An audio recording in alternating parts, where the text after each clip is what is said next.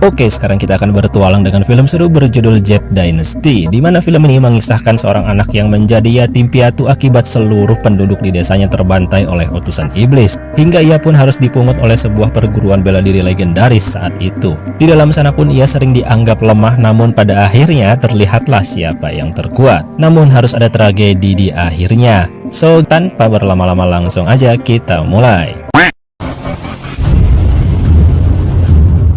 Awal film dimulai dengan sebuah legenda perguruan bela diri terbesar bernama King Yuan. Saking besarnya, perguruan King Yuan memiliki 7 aliran bela diri berbeda yang masing-masing diketuai oleh 7 orang guru sakti yang tinggal di 7 puncak gunung yang tidak berjauhan. Puncak-puncak tersebut bernama Dazu, Xiaozu, Tongtian, Longshou, Fenghui, Chaoyang, dan Luxia. Nah, uniknya, seluruh puncak memiliki murid yang banyak kecuali satu puncak, yaitu puncak Dazu. Puncak tersebut hanya memiliki 7 orang murid, di mana salah satunya lebih banyak menghabiskan waktu untuk memasak daripada belajar kungfu. Murid tersebut bernama Xiao Fan. Hampir setiap hari rutinitas seru terjadi di dalam puncak Dazu karena murid-muridnya yang terbilang santai dan suka bercanda satu sama lain, bahkan saat menjelang waktu makan sekalipun. Melihat makanan berantakan, sang guru alias ketua puncak Dazu tidak marah, melainkan mengajak murid-muridnya untuk makan seadanya.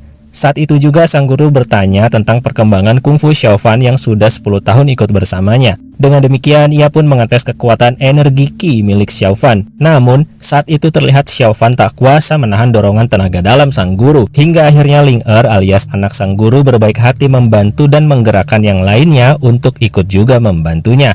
Tapi tentu saja semua bukan tandingan sang guru yang tanpa susah payah mementalkan semua murid yang membantu Xiao Fan. Setelah itu, film juga memberitahukan masa lalu Xiao Fan yang ternyata 10 tahun lalu desanya di lembah gunung mengalami bencana kilat luar biasa. Hal itu diakibatkan oleh pertarungan antara biksu sakti dan utusan Raja Iblis. Mereka bertarung memperebutkan sebuah benda pusaka berupa manik penghisap darah yang dapat digunakan untuk membangkitkan pusaka tongkat sukma yang akan menjadi senjata terkuat dan paling setia di muka bumi. Di sela-sela pertarungan, rupanya sang biksu menitipkan manik penghisap darah pada Xiao Fan. Dan pertarungan pun terus dilanjutkan hingga pada puncaknya tak diketahui secara jelas pemenangnya. Tapi yang menjadi jelas adalah keesokan harinya seluruh penduduk desa meninggal kecuali 2 anak kecil yang baru saja pulang bermain.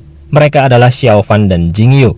Tak lama kemudian, datanglah seorang guru beserta pasukannya dari puncak Dazu. Nah, disitulah cerita awal mula Xiao Fan dan Jingyu ikut masuk perguruan King Yuan, namun mereka berpisah aliran. Hingga akhirnya Xiao Fan dibimbing puncak Dazu, sedangkan Jingyu berlatih di puncak Longshou. Di tempat berbeda alias di puncak gunung tertinggi. Ketujuh guru dari tiap aliran sedang berkumpul dalam kuil megah. Di sana mereka sedang berdiskusi tentang turnamen bela diri terbesar tradisi perguruan King Yuan yang digelar 60 tahun sekali, di mana tiap aliran harus memberi perwakilan sejumlah 7 orang yang akan bertarung babak demi babak hingga muncul seorang pemenang. Singkat cerita, Xiao Fan sekarang sedang diobati lukanya oleh Ling Er alias anak sang guru puncak Dazu. Luka-luka yang diterimanya disebabkan karena Xiao Fan habis tertangkap basah menyelinap ke puncak Xiaozu di mana semua muridnya adalah para gadis yang sangat terlatih. Saat diobati, rupanya Xiao Fan kegeeran karena selama ini ia memendam rasa pada Ling Er yang sebenarnya telah menganggap Xiao Fan sebagai adik. Keesokan harinya dalam perasaan galau, ternyata Xiao Fan punya teman curhat yang sangat ekstrim. Xiao Fan yang dianggap lemah oleh manusia, ternyata punya hati yang tulus dan penuh cinta hingga ia mampu bersahabat dengan naga raksasa penghuni danau bernama Ling Zun. Dikala galau atau senggang, ternyata Xiao Fan sering mengunjungi Ling Zun untuk sekedar memberi makan sambil melepas unek-unek di pikirannya.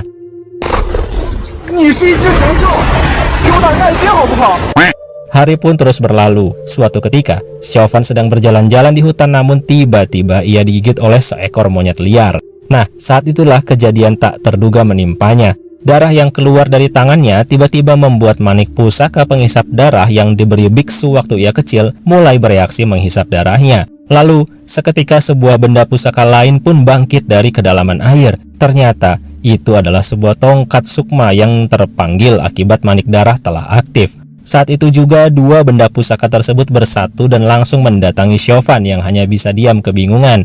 Kejadian luar biasa itu ternyata disadari oleh para guru yang khawatir atas fenomena alam yang ganjil. Salah satu guru mengusulkan untuk mengirim sebagian murid-murid mereka untuk mencari tahu apa yang sedang terjadi. Sedangkan di tempat berbeda alias di sarang iblis, rupanya Raja Iblis pun juga menyadari hal tersebut hingga mereka pun berencana merebut tongkat sakti yang kini dikuasai Xiao Fan. Singkat cerita, Chauvin kembali menjalani rutinitasnya dan menyembunyikan kejadian tersebut. Saat itu datanglah sang guru yang mengumumkan bahwa sebentar lagi akan digelar turnamen bela diri dan tiap aliran harus memberi 7 perwakilan demi membawa kehormatan. So, saat itu sang guru penasaran ingin menguji kekuatan Chauvin. Dengan sigap, para seniornya pun membantu sang guru lalu meledek Chauvin dengan pura-pura mental saat menyerangnya. Tak berselang lama, Jing Yu alias teman semasa kecilnya datang untuk menyampaikan salam dari puncak Longshu. Namun melihat Chauvin diremehkan, ia pun memarahi murid-murid puncak Dazu. Ling Er yang tak terima pun bertarung dengan Jing Yu. Tapi kemudian datanglah Qi Hao alias murid unggulan puncak Longshu alias seniornya Jing Yu yang melerai pertarungan. Lalu meminta maaf pada puncak Dazu atas kelakuan Jing Yu yang terpancing emosi. Dan pada akhirnya lonceng raksasa dibunyikan, pertanda turnamen bela diri terbesar pun dimulai. Seluruh murid dari 7 aliran berkumpul di kuil megah puncak tertinggi. Semua nampak semangat, namun jadi makin bersemangat saat murid-murid dari puncak Xiaozu datang. Apalagi paling depan ada Lu Seki alias murid wanita terkuat dan tercantik yang dimiliki perguruan Qingyuan. So, tanpa basa-basi, guru tertua menjelaskan bahwa para peserta pertarungan akan diundi. Namun ada pengecualian, yang mendapat undian nomor 1 maka ia dapat langsung lolos ke babak 2 tanpa bertarung. Pengundian pun dimulai, semua terbang mengambil nomor namun tidak dengan Chauvin. Melihat hal itu, semua murid pun tertawa meremehkannya. Namun, tanpa disangka saat Chauvin ingin memungut undian, Lu Seki dengan sengaja menukarnya hingga menyebabkan Chauvin mendapat nomor undian 1. Saat itu para murid semakin meremehkannya karena Chauvin dianggap hanya beruntung. Sedangkan Lu Seki sendiri bilang pada Chauvin bahwa ia tak sudi jika harus lolos tanpa bertarung. So, dengan demikian semua guru dan murid keluar dari kuil megah menuju arena pertarungan yang terletak di antara puncak-puncak gunung. Pertarungan dilakukan secara paralel agar tak membuang waktu. Semua nampak antusias ingin melihat pertarungan Lu Seki. Tapi dalam sekejap mereka pun pergi karena Lu Seki terlalu cepat memenangkan pertarungan di babak awal. Sementara itu yang lain pun sedang bertarung dengan lawannya masing-masing. Lalu tibalah giliran dari salah satu murid puncak Dazu. Di awal ia nampak hebat, namun ujung-ujungnya malah sering terjatuh oleh lawan dari puncak Chaoyang yang berhasil mengalahkannya. Tak berselang lama, film pun memperlihatkan para guru yang mengumumkan siapa pemenang yang berhak lolos ke babak berikutnya. Dengan demikian, keesokan harinya dimulailah pertarungan antara Chauvin dan petarung unggulan dari puncak Chaoyang. Penontonnya pun sepi karena lebih memilih menonton pertandingan lain. Apalagi teman-teman satu puncaknya pun justru ikut pergi karena menganggap Chauvin tak ada harapan menang. So, pertarungan pun dimulai. Awalnya, lawan Chauvin justru menghibur dan menyemangatinya. Chauvin pun mencoba sebisa apa yang dapat ia lakukan berbekal tongkat sakti yang nampak seperti kayu biasa. Lawannya pun langsung menyerang dengan sekuat tenaga, tapi yang terjadi... Ya, Chauvin tak mengerti apa yang terjadi. Namun, yang ia sadari adalah bahwa tongkat tersebut berhasil mengalahkan lawannya. Penonton yang tersisa pun menganggap kalau Chauvin memiliki jurus telekinesis yang luar biasa. Dan singkat cerita, saat makan malam tiba, sang guru terlihat marah karena seluruh muridnya telah kalah. Namun ia tak menyangka saat Chauvin melapor bahwa dirinya menang. Mereka semua pun senang dan bangga padanya hingga yang biasanya ia menjadi suruhan, sekarang dilayani layaknya seorang ketua. So, tanpa terasa tibalah keesokan harinya di mana Chauvin harus melawan Jing Yu alias teman masa kecilnya. Jing Yu juga terkenal sudah melampaui beberapa seniornya di puncak Longshu. Nah, saat itu Jing Yu mencoba berbaik hati pada Chauvin dengan mengatakan kalau dirinya tidak akan terlalu serius. So, pertarungan pun dimulai.